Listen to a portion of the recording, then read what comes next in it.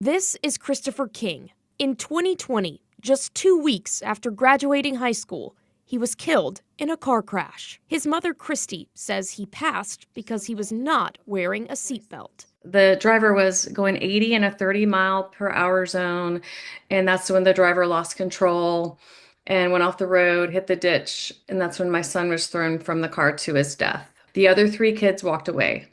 No injuries, nothing, because they had their seatbelts on. Through her grief, she started a foundation in his honor, sharing messages about seatbelt safety to area schools. Her advocacy work led her to a shocking discovery.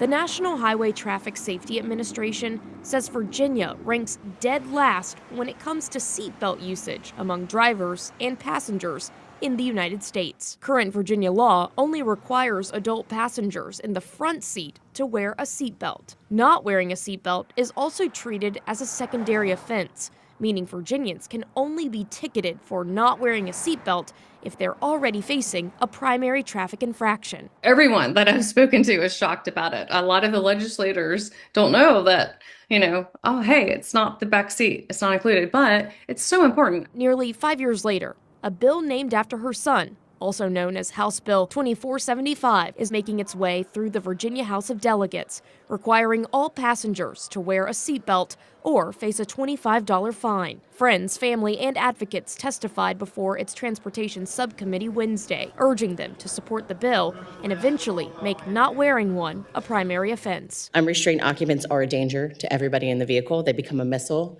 in a crash, and they can hit somebody who is restrained. That could be a child, that could be a baby, that could be the driver who needs control of the vehicle. But it really is a life changer and a lifesaver.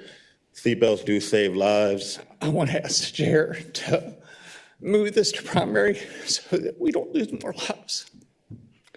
Every day is almost one person lost in the state of Virginia because this isn't a primary law.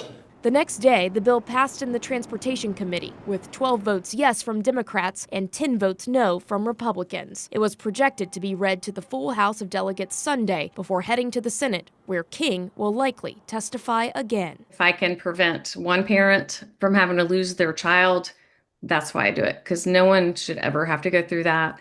No child should have to lose their parent, friend lose their friend, because of that simple 1-second choice that could have saved their life. In Richmond, I'm Elizabeth Holmes, CBS 6 News.